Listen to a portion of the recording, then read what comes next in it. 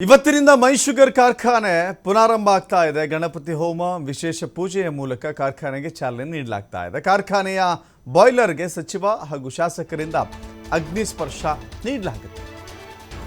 ಮೈ sugar ಕಾರ್ಖಾನೆ ಅನೇಕರಿಗೆ ಅನ್ನ ಕೊಟ್ಟಂತ ಮಂಡ್ಯ ಭಾಗದ ಕಬ್ಬು ಬೆಳೆಗಾರರಿಗೆ ಬಹಳ ದೊಡ್ಡ ಶಕ್ತಿ ಕೊಟ್ಟಂತ ಕಾರ್ಖಾನೆ.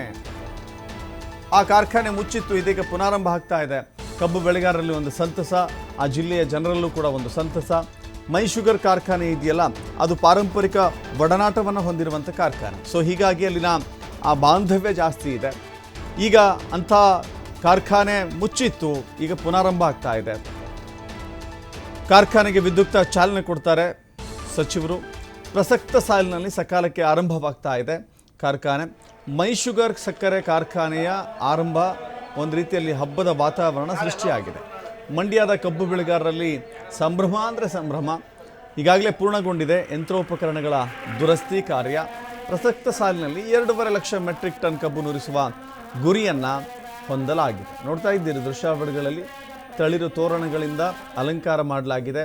ಅಲ್ಲಿ ಪೂಜೆ ಹೋಮ ಎಲ್ಲ ರೀತಿಯ ಪೂಜಾ ಕೈಂಕರ್ಯಗಳು ಇವತ್ತು ನೆರವೇರುತ್ತೆ. ಸಕ್ಕರೆ ಸಚಿವರು ಪೂಜೆಯನ್ನು ನೆರವೇರಿಸ್ತಾರೆ, ಶಾಸಕರು ಕೂಡ ಅದಕ್ಕೆ ಭಾಗಿಯಾಗ್ತಾರೆ. ಇಷ್ಟು ದಿನಗಳ ಕಾಲ ತುಕ್ಕು ಹಿಡಿದಂಥ ಎಲ್ಲ ಯಂತ್ರಗಳನ್ನು ನವೀಕರಣಗೊಳಿಸಲಾಗಿದೆ.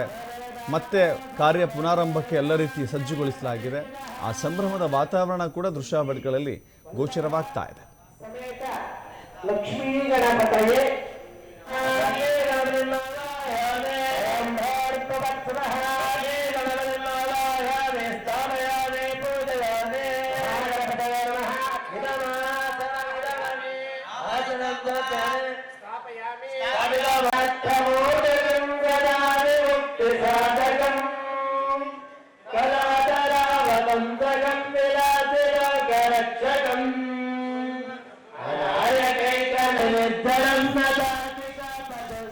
ಮೈಸೂರು ಮಹಾರಾಜರಿಂದ ಸ್ಥಾಪಿತವಾದಂಥ ಮೈ ಶುಗರ್ ಸಕ್ಕರೆ ಕಾರ್ಖಾನೆ ಇದು. ಸಕ್ಕರೆ ಕಾರ್ಖಾನೆ ಅನೇಕ ಕಬ್ಬು ಬೆಳೆಗಾರರಿಗೆ ಒಂದು ಆಧಾರ ಸ್ತಂಭವಾಗಿ ನಿಂತಿತ್ತು. ಅಲ್ಲಿನ ರೈತರು ಅತ್ಯಂತ ಖುಷಿಯಿಂದ ಈ ದಿಕ್ಕಿನಂತ ನೋಡ್ತಾ ಇದ್ರು. ಆದರೆ ಅನೇಕರು ಇದರಿಂದ ಅಲ್ಲಿ ಕೆಲಸ ಮಾಡುವಂಥ ಕಾರ್ಮಿಕರು, ಆ ಸುತ್ತಮುತ್ತಲ ಪ್ರದೇಶದ ಜನ, ಆ ಜೊತೆಗೆ ಕಬ್ಬು ಬೆಳೆಗಾರರಿಗೆ ಸೂಕ್ತ ಕಾಲದಲ್ಲಿ ಕಬ್ಬು ಸಾಗಾಟ ಮಾಡಲಿಕ್ಕೆ ಅನುಕೂಲ ಆಗ್ತಾ ಇತ್ತು. ಮೈ ಶುಗರ್ ಸಕ್ಕರೆ ಕಾರ್ಖಾನೆ ಕೇವಲ ಸಕ್ಕರೆ ಕಾರ್ಖಾನೆ ಅಲ್ಲದೆ ಅನೇಕರ ಬಾಳಲ್ಲಿ ಸಿಹಿ ತಂದಿತ್ತು. ಅಂಥ ಸಿಹಿ ಕೊಟ್ಟಂಥ ಸಕ್ಕರೆ ಕಾರ್ಖಾನೆ ಮುಚ್ಚಿ ಹೋಗಿತ್ತು ಅನೇಕ ಕಾರಣಗಳಿಂದಾಗಿ. ಸರ್ಕಾರದ ಹಿತಾಸಕ್ತಿಯ ಕೊರತೆ, ಜೊತೆಗೆ ಅಲ್ಲಿನ ಜನಪ್ರತಿನಿಧಿಗಳ ಹಿತಾಸಕ್ತಿಯ ಕೊರತೆ. ಹೀಗಾಗಿ ಜನಪ್ರತಿನಿಧಿಗಳು ಇತ್ತ ಯಾವುದು ಗಮನ ಹರಿಸಿರಲಿಲ್ಲ. ಇದೀಗ ಸರ್ಕಾರದ ಒತ್ತಾಸೆ ಮಂಡ್ಯದ ಮೈ ಶುಗರ್ ಸಕ್ಕರೆ ಕಾರ್ಖಾನೆ ಪುನರಾರಂಭಗೊಳ್ತಾ ಇದೆ.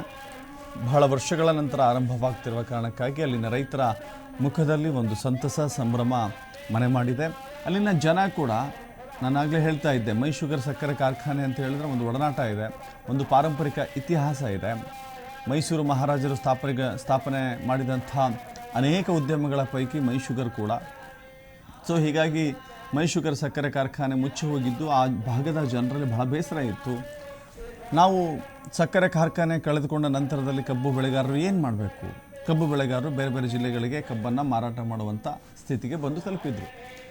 ಸೊ ಇದೀಗ ಮೈ ಶುಗರ್ ಸಕ್ಕರೆ ಕಾರ್ಖಾನೆ ಪುನರಾರಂಭಗೊಳ್ತಾ ಇರೋದ್ರಿಂದ ಅಲ್ಲಿನ ಕಬ್ಬು ಬೆಳೆಗಾರರಿಗೆ ವಿಶೇಷವಾದಂಥ ಸಂಭ್ರಮ ಮನೆ ಮಾಡಿದೆ.